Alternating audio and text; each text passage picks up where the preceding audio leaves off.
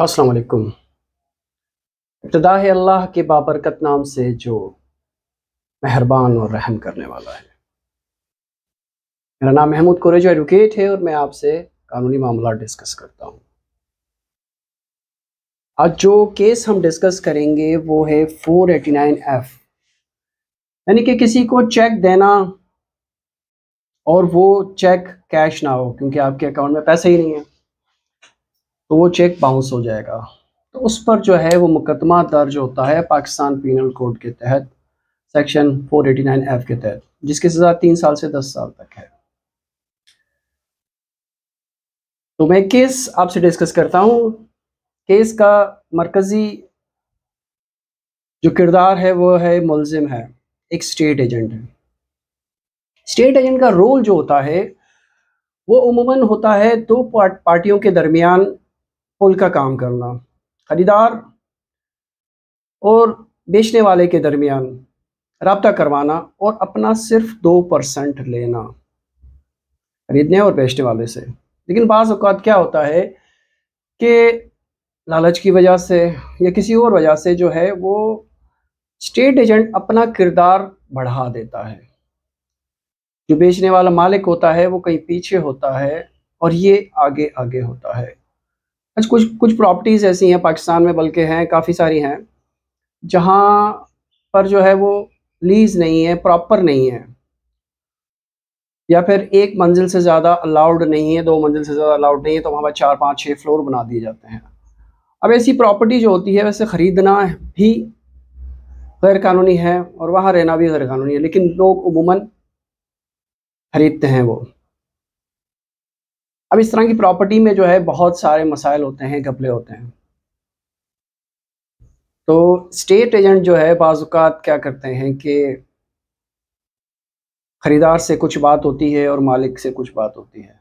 Suppose मालिक से कहा है कि 1 करोड़ रुपए में है और बेचने वाले से वो 1.5 करोड़ ले लेते हैं, यानी कि कुछ ज़्यादा पैसे होते हैं।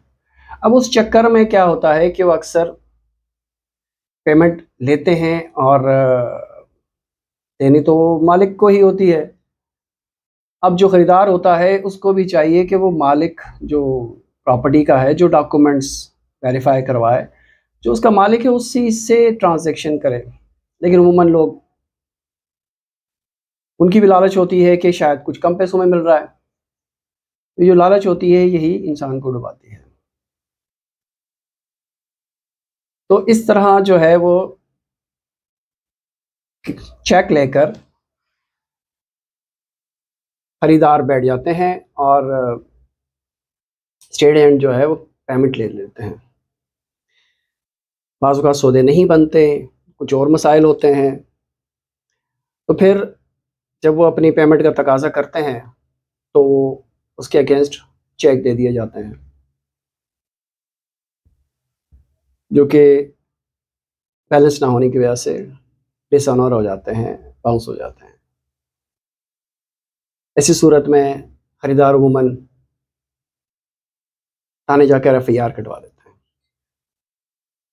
इसी तरह इस स्टेट एजेंट ने पैसे कुछ लिए, कुछ मालिक को दिए, उमूमन मालिक को तो ज़्यादा ही जाते हैं।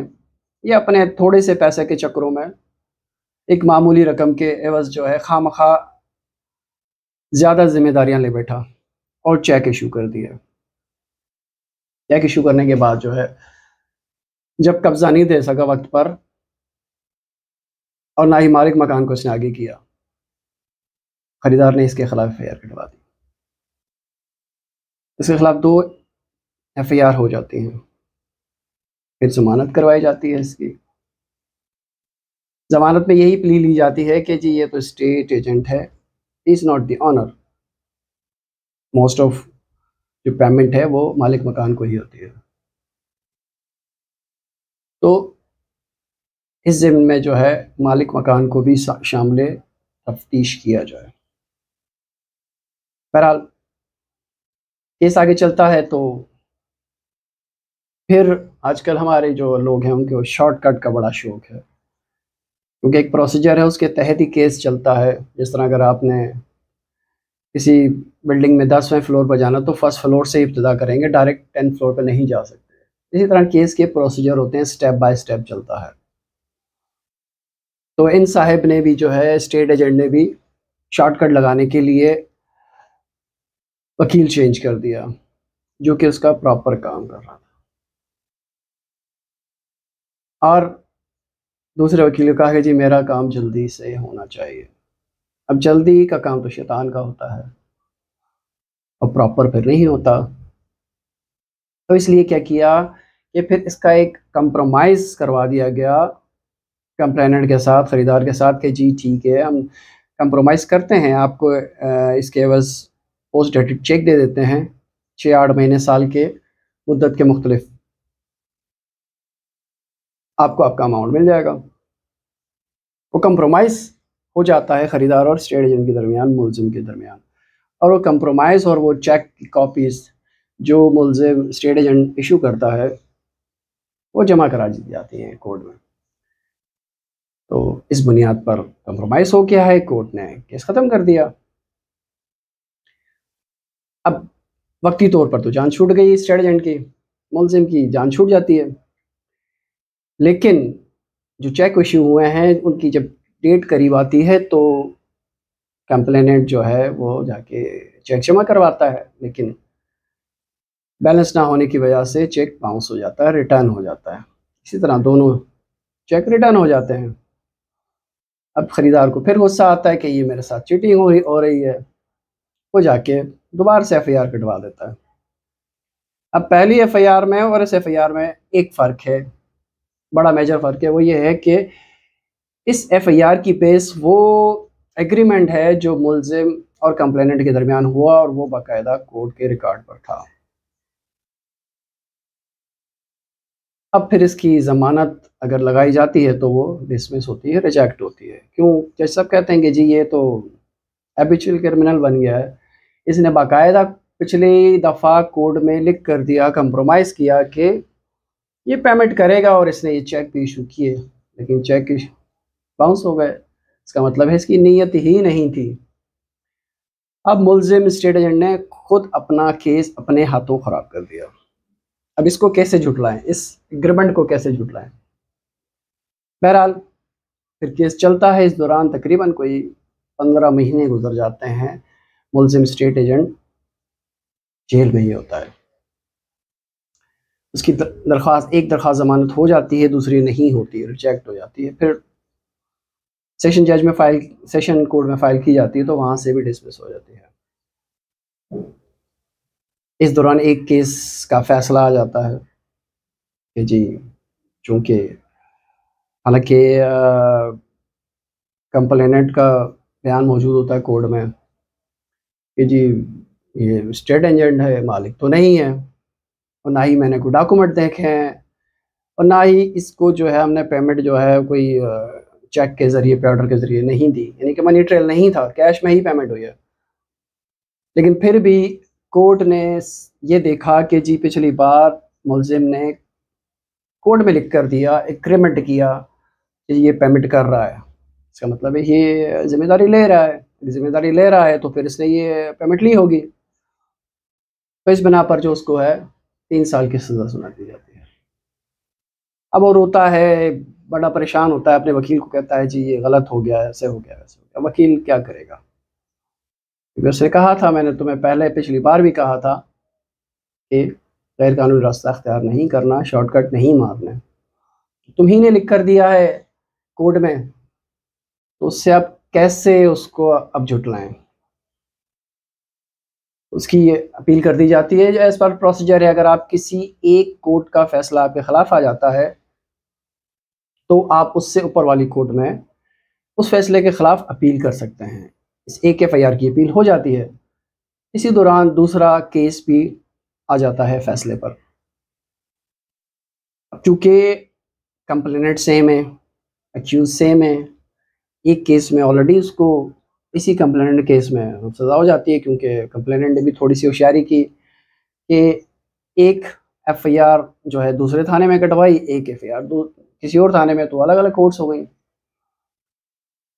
यहाँ पर भी केस जो है 90% साबित नहीं हुआ, क्योंकि कोई पेमेंट का कोई ट्रेल नहीं दे सका, कोई ऐसा गवाह नहीं दे सका कि जो कहे कि जी मेरे सामने पेमेंट हुई है। लेकिन चूंकि मुलजिम का और कंप्लेनेंट का एग्रीमेंट ऑन रिकॉर्ड था पिछली कोर्ट में, पिछले केस में, अब उसका डिनाइल, उसको झुटलाना मुमकिन नहीं था। तो लिहाजा इस केस में भी इसे सज़ा हो जाती है 3 साल की। अब मॉरल ऑफ केस ये है, केस स्टोरी से हम ये सीखते हैं कि एक तो शॉर्टकट कोई नहीं है ज़िंदगी में, और लालच जो है वो नहीं करनी चाहिए, और अपने इख्तियारात से तजाविज़ नहीं करना चाहिए। अगर वो स्टेट एजेंट है तो अपने किरदार तक ही महदूद रहे, अपने 2% तक ही महदूद रहे, 2 पार्टियों को मिलवाए और बीच से हट जाए। खरीदार जाने और बेचने वाला जाने। पेमेंट हमेशा डायरेक्ट मालिक जायदाद को होनी चाहिए। बीच में सिर्फ अपने थोड़े से फ़ायदे के लिए सारी जिम्मेदारी अपने सर किसी को कभी भी कहीं भी नहीं लेनी चाहिए। लालच इंसान को मरवाता है। अब बहरहाल ये केस तो चलेगा, आगे अपीलें होंगी, लेकिन इसमें स्टेट एजेंट सज़ा तो भुगत ही रहा है, क्योंकि 1.5 साल से वो जेल में है। इसलिए हमेशा एहतियात करें, किसी को भी चेक इशू ना करें जबकि आपके बैंक में पैसा ना हो, क्योंकि आपके ख़िलाफ़ केस दर्ज हो सकता है। ख्याल रखिएगा। फिर किसी नए केस के साथ हाज़िर होते हैं, आपसे डिस्कस करते हैं। इस ज़िम्न में अगर कोई सवाल हो तो आप लोग मुझसे कर सकते हैं। मेरा व्हाट्सएप नंबर 03332424 504 है। जस्ट मैसेज में, आई विल रिप्लाई। अल्लाह हाफ़िज़।